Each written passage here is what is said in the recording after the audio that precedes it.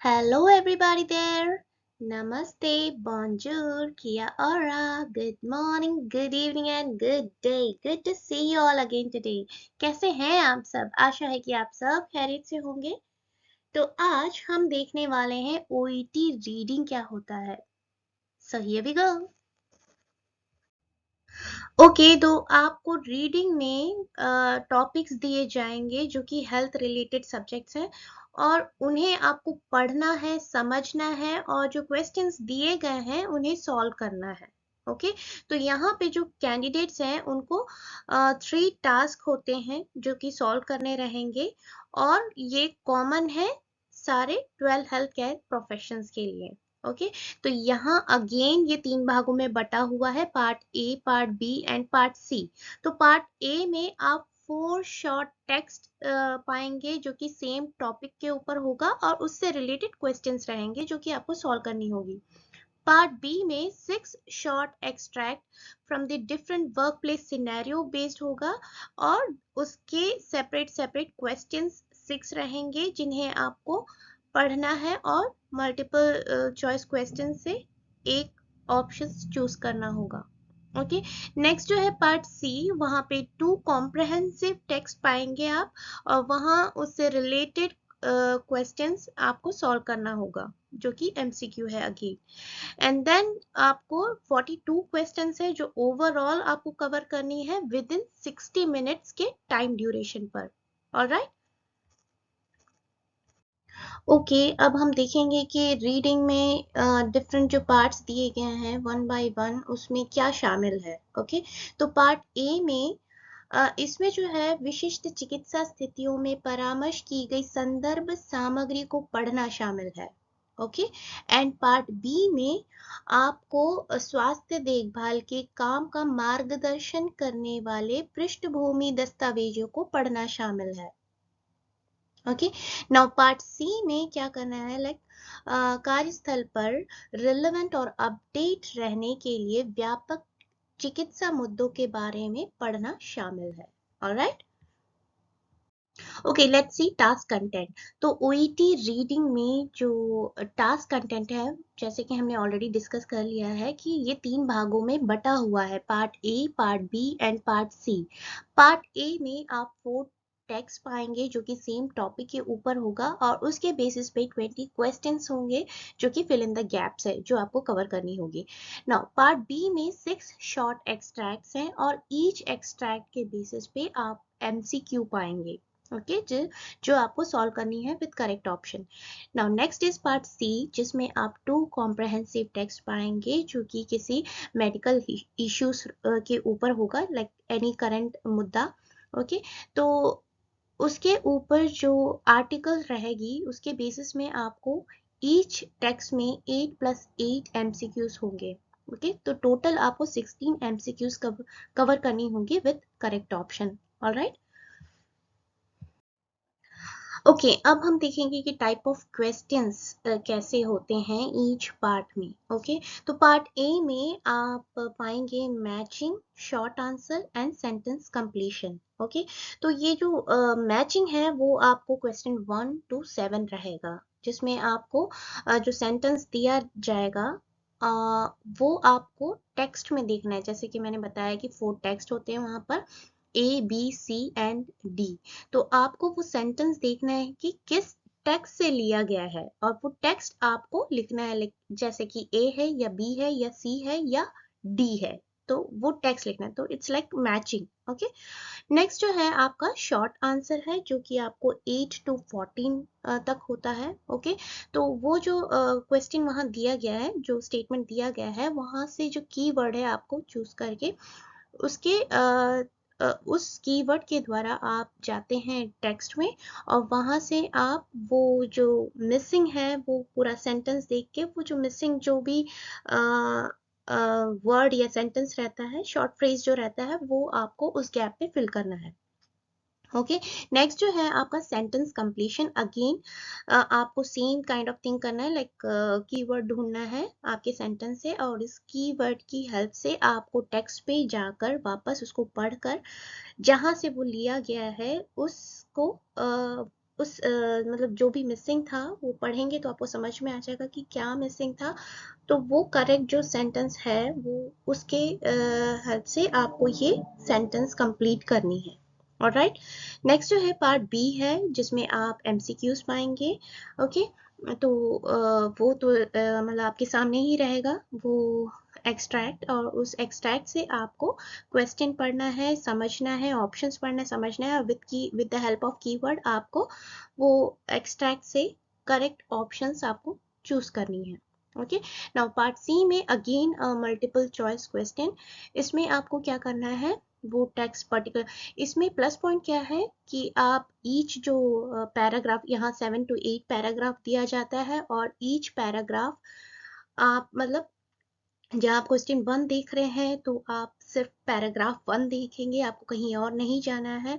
तो it's very helpful, it's not like IELTS की आपको कहीं से भी पूछा जाएगा और रैंडमली पूछा जाएगा। ये एक ऑर्डर पे रहता है ये क्वेश्चंस। ओके, तो आप question number 1 from paragraph 1 and then question number 2 paragraph 2, मतलब इस तरीके से साइमल्टेनियसली आपका जो है ऑर्डर पे रहता है, तो you don't have to struggle searching everywhere. Okay, तो अकॉर्डिंगली आपको जो आपका कीवर्ड अगेन क्वेश्चन पढ़ना है, ऑप्शंस पढ़ना है, समझना है, उस कीवर्ड के द्वारा आपको उस पर्टिकुलर पैराग्राफ पे जाना है और आपका करेक्ट ऑप्शन वहां से चूज करना है। ऑलराइट, ओके, नाउ हम देखने वाले हैं कि ओईटी रीडिंग पार्ट ए में होता क्या है। ओके, तो यहाँ पर आप देखेंगे कि आपको 20 क्वेश्चंस हैं जिन्हें आपको सॉल्व करना है विद इन 15 मिनट्स। ओके, तो this is the most challenging part of your part A reading. Okay, and that doesn't mean that it's impossible. Of course it's possible with your regular practice.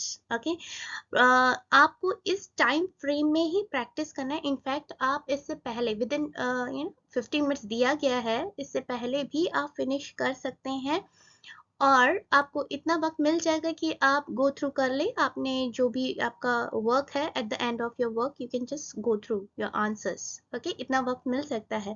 So it depends on like how well you are prepared for it. मतलब with regular practice आप इसे मतलब इतना easy कर सकते हैं।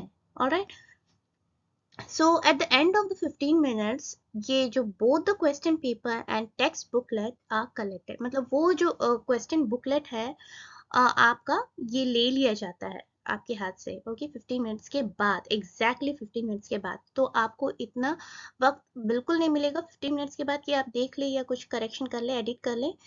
तो make sure कि आप with in that time frame आप फिनिश कर रहे हैं प्रॉपरली। ऑलराइट, उसके बाद द टेक्स्ट बुकलेट जो है वो, जैसे कि मैंने बताया कि इसमें 4 टेक्स्ट होते हैं, और इसके जो आंसर्स है उन्हें आपको डायरेक्टली जो स्पेस प्रोवाइड किया गया है क्वेश्चन पेपर में उसमें लिखना है। Okay, and then you have to find information quickly and efficiently by using the skim and scan reading technique। तो यहाँ पर आपको क्या करना है, इतना टाइम तो होता नहीं है 15 मिनट्स के अंदर कि आप सारे टेक्स्ट वर्ड बाय वर्ड पढ़े समझे। ओके, तो उतना टाइम नहीं है, तो आपको क्या करना है, इसे क्विकली और एफिशिएंटली कैसे मतलब आपके जो आंसर्स है उसे एक्सट्रैक्ट कर सके। तो ये मेथड है स्किम एंड स्कैन मेथड। तो इसमें क्या करना है, आपको जल्दी से आपकी आईज जो है उसे रोल करनी है from top to bottom. Okay, जो भी नेसेसरी इंफॉर्मेशन है, तो क्वेश्चन पेपर जो क्वेश्चन है वहां से आपको कीवर्ड मिल जाएगा, उस कीवर्ड की हेल्प से आपको स्किम एंड स्कैन करनी है।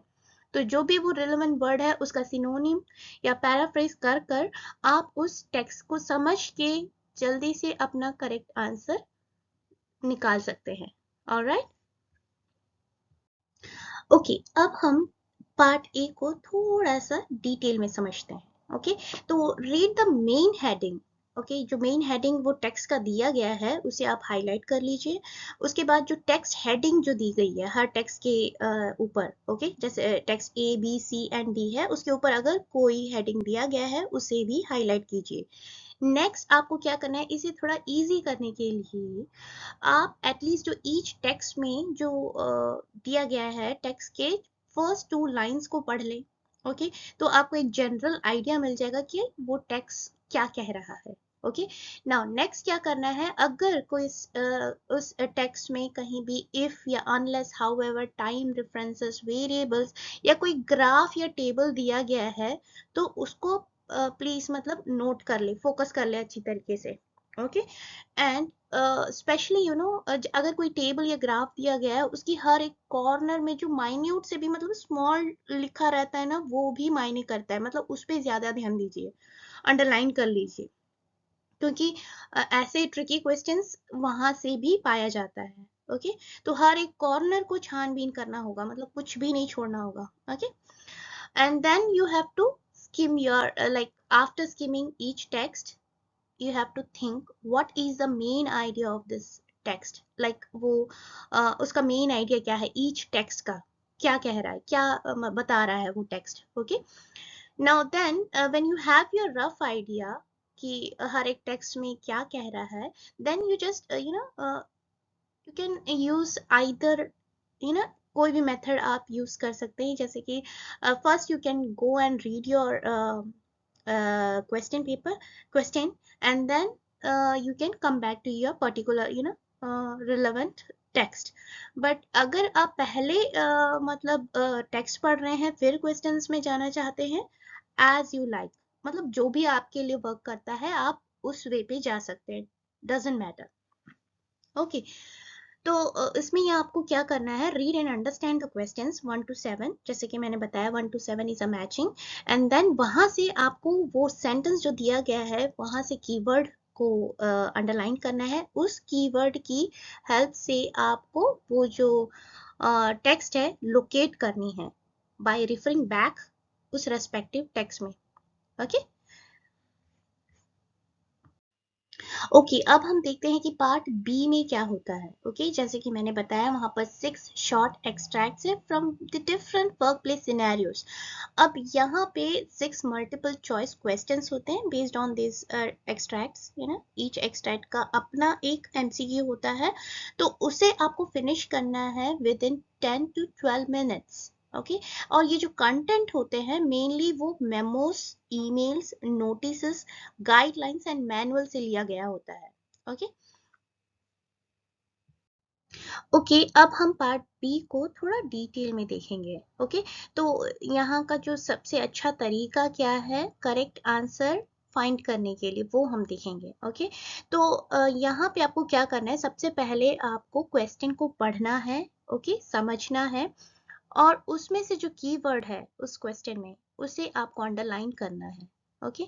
Then highlight the words which you don't understand, जो आपको पता नहीं है, उसकी मीनिंग नहीं पता, आप नहीं समझ में आ रहा है कि वो क्या है, तो उसे भी आप अंडरलाइन कर लीजिए। देन आपको 1 मिनट के अंदर वो टेक्स्ट जो दिया गया है उससे पढ़ना और समझना है। ओके। एंड देन जो हाईलाइटेड वर्ड आप क्वेश्चन और ऑप्शन में पाए थे उससे रिफर करना है आपके इस टेक्स्ट को। Okay, then if you are still confused between options, then आपको क्या करना है, read the options by joining it with the question। okay, option को क्वेश्चन के साथ जोड़कर देखना है कि वो मैच हो रहा है या नहीं according to your text। okay, then you have to eliminate the option that is not given, जो ऑप्शन वहां उस टेक्स्ट में नहीं दिया गया है या फिर उसका जो मैसेज वो ओपोजिट बता रहा है, जो मतलब टेक्स्ट के ओपोजिट है जो ऑप्शन दिया गया है। ओके। तो इस तरीके से आप एलिमिनेट कर सकते हो, जो नहीं दिया गया है, जो ओपोजिट मीनिंग दे रहा है, उसको एलिमिनेट कर कर जो कुछ भी बाकी ऑप्शन बच रहा है वो रहेगा आपका correct option. Alright. And next आपको नोट करने की क्या है बात क्या है, बिफोर सॉल्विंग पार्ट बी आपको ये पता लगाना है कि what is the question asking me to do. आप अपने आप से पूछिए ये क्वेश्चन आपको क्या करने के लिए कह रहा है, क्या आपको मेन आइडिया ढूंढना है इसमें, या फिर इसका पर्पस ढूंढना है, या फिर किसी detailed not detail like specific information को पूछ रहा है। ओके। तो वो आप अपने आप से पूछिए, based on that you have to find your answer, that will make your work much more easier. Alright. Okay, अब हम देखेंगे कि पार्ट सी में क्या होता है। ओके। तो जैसे कि मैंने बताया यहाँ पे 2 कॉम्प्रहेंसिव टेक्स्ट या आर्टिकल होंगे, ओके, किसी हेल्थ इश्यूज के ऊपर। तो ये जो है वो 800 वर्ड्स लॉन्ग रहता है विथ 7 to 8 पैराग्राफ्स पाएंगे आप वहां पर। और ईच टेक्स्ट जो है वो 8+8 एमसीक्यूज होगा, जो कि टोटल 16 क्वेश्चंस होंगे पार्ट सी में। ओके, अब यहाँ पे आपको क्या करना होगा, आपको किसी राय, दृष्टिकोण और मुख्य बिंदुओं या फिर शब्दावली या संदर्भ को पहचानने की जरूरत होगी। ऑलराइट, मतलब क्वेश्चंस कुछ इस तरीके के होंगे जो आपको करने के लिए कहेगा। ऑलराइट, ओके, अब हम इसकी जो पार्ट सी की स्ट्रैटेजीज को समझेंगे कि आप किस तरीके से अपना करेक्ट ऑप्शन चूज कर सकते हैं। ओके, तो it's same like part B में आपने जो किया था, सेम आपको अप्लाई करना है यहाँ भी, क्योंकि एमसीक्यूज को सॉल्व करना है। ओके, तो यहाँ पर आप क्वेश्चन को पढ़ेंगे, ओके, समझेंगे, और उसमें जो कीवर्ड है, जो भी आपको रिलेवेंट लगता है, उसे कीवर्ड कंसिडर करके अंडरलाइन करो, और उसको रिफर करते हुए जो पर्टिकुलर पैराग्राफ है, रिलेवेंट पैराग्राफ है, उसे आपको स्कैन करना है। ओके, करेक्ट ऑप्शन चूज करने के लिए। नेक्स्ट क्या करोगे, now read the options. Again आपको हाईलाइट करना है कीवर्ड, हर ऑप्शन का जो कीवर्ड है उसको आपको अंडरलाइन करके समझना है कि क्या कह रहा है। ओके, एंड देन अगेन आपको जो इनकरेक्ट है, ओके, जो उल्टा मीनिंग दे रहा है या फिर वो दिया ही नहीं है, ओके, ऐसे ऑप्शंस को आप हटा दीजिए, मतलब उसके बारे में थिंक करना ही नहीं है। अब नेक्स्ट जो बचा है वो आपका अप्रोप्रिएट ऑप्शन रह जाएगा। ऑलराइट, ओके, अब हम जो पार्ट सी है उसे थोड़ा सा डिटेल में समझेंगे। तो ईच एक्सट्रैक्ट को सेपरेटली समझते हैं। तो पार्ट C1, ओके, सी का फर्स्ट एक्सट्रैक्ट, तो यहाँ पे कुछ टिप्स देखेंगे हम जो कि हेल्पफुल रहेगा आपकी करेक्ट ऑप्शन चूज करने में।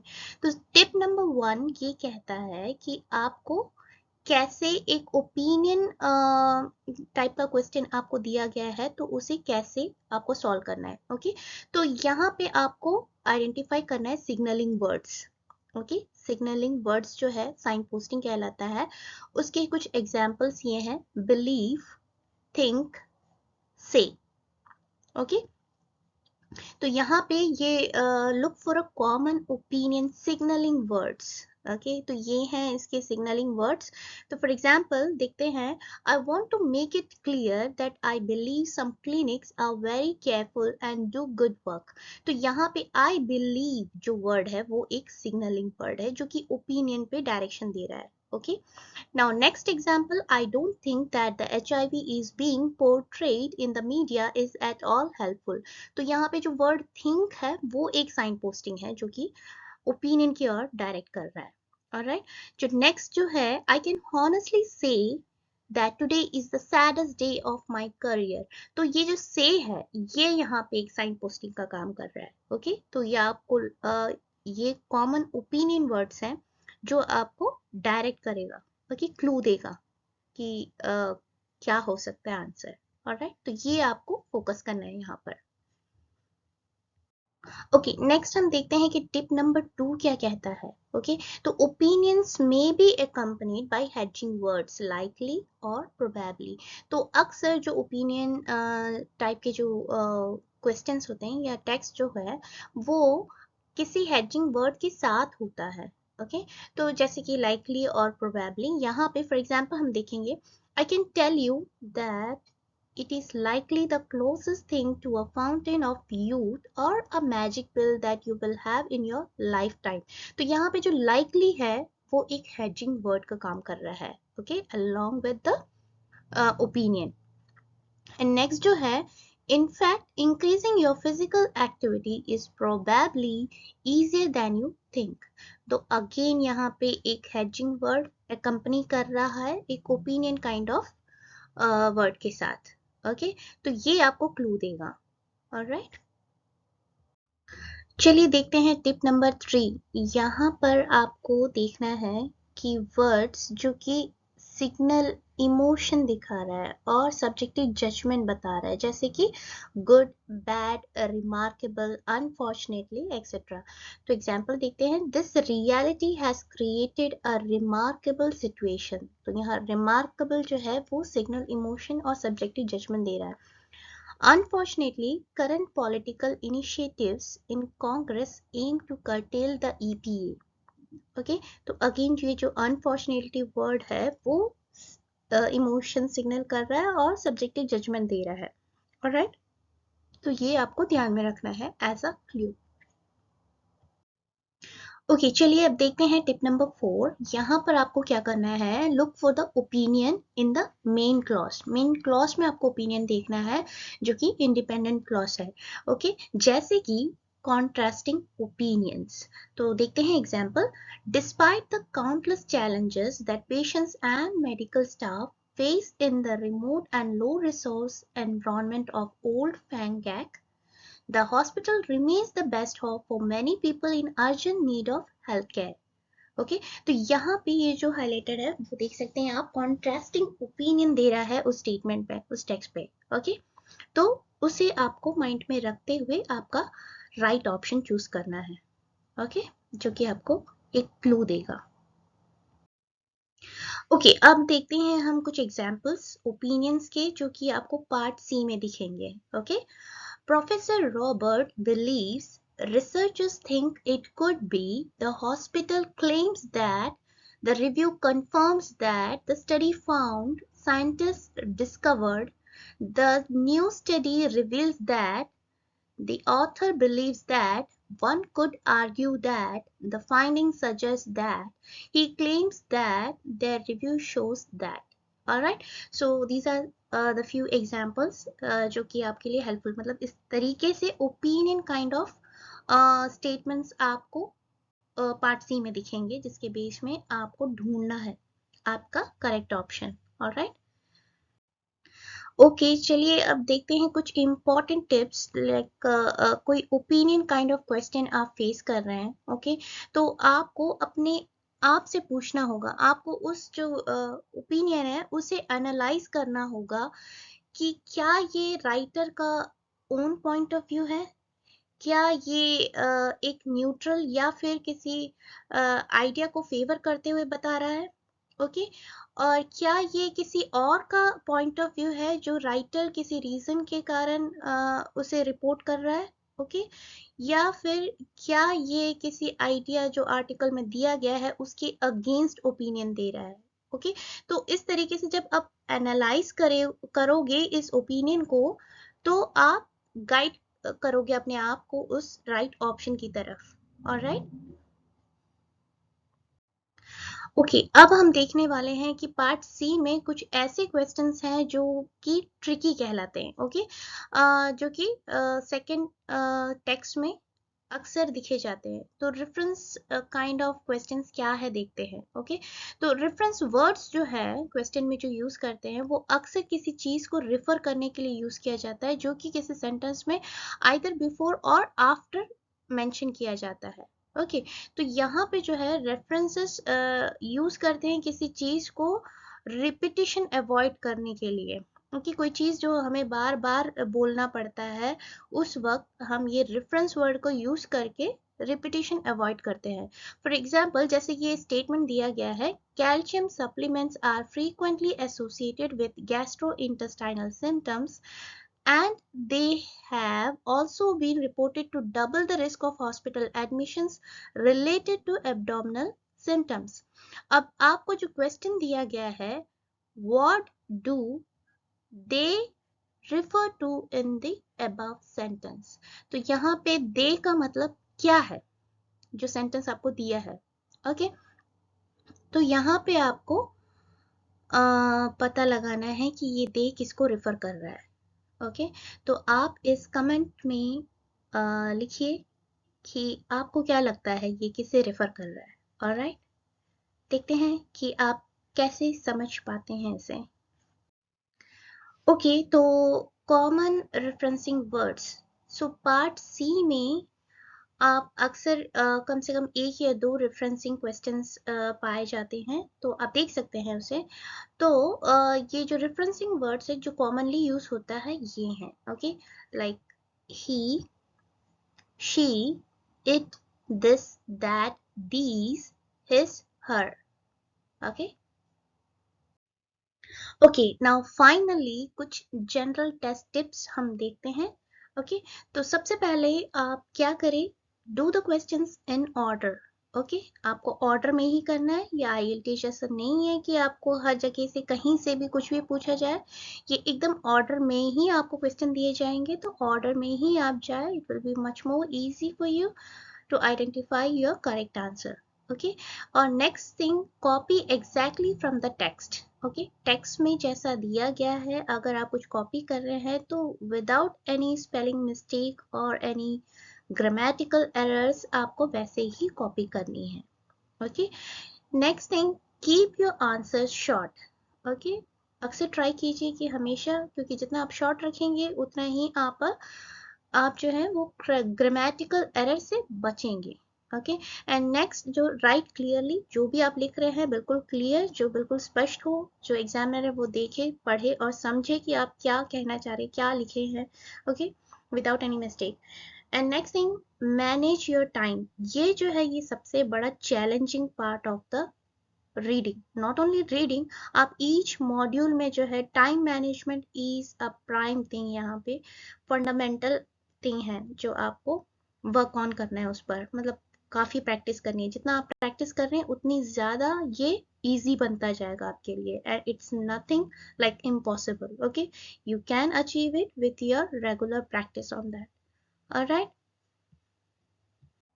ओके, जाने से पहले कुछ प्रिपरेशन रिकमेंडेशंस भी हम देख लेते हैं. ओके, तो यहाँ पर आपको क्या करना है, जब भी आप ओईटी रीडिंग प्रैक्टिस कर रहे हो फ्रॉम डे 1, तो आपको क्या करना है, प्रैक्टिस स्किमिंग टेक्स्ट. ओके, आपको स्किम करने का जो प्रैक्टिस है वो करते रहना होगा.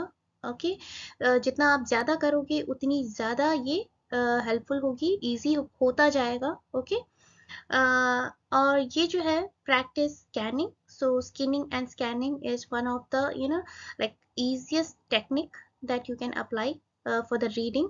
तो यहाँ पे स्किम एंड स्कैन जैसे मैंने बताया कि रोलिंग योर आइज, मतलब पूरा टॉप टू बॉटम आप जल्दी से घुमा के देख रहे हैं एंड ओवरऑल आइडिया उस टेक्स्ट के बारे में आप जान रहे हैं. Okay, next thing, start slow. Like जब पहली बार आप रीडिंग कर रहे हो डेफिनेटली आपको बिल्कुल डिफिकल्ट लगेगा, बट जैसा जैसा आप करते जाएंगे आपको ये इजी होता जाएगा. तो आपको पहले जब आप प्रैक्टिस शुरू कर रहे हैं तो you don't have to worry about your time management, just let it be. Okay, बस आपको ये प्रैक्टिस करना है कि आप ये जो टेक्स्ट पढ़ रहे हैं उसे समझ पा रहे हैं, उसका मेन आइडिया समझ पा रहे हैं, उसके एटीट्यूड समझ पा रहे हैं, ओपिनियन समझ पा रहे हैं. मतलब जो भी राइटर कहना चाह रहा है वो जो मैसेज है आप तक पहुंच रही है और आप समझ पा रहे हैं ओवरऑल आइडिया क्या है. ओके, तो उस पे प्रैक्टिस करिए, फिर धीरे धीरे आपको टाइम मैनेजमेंट की तरफ आना है. ऑलराइट, नेक्स्ट जो है practice to summarise the text.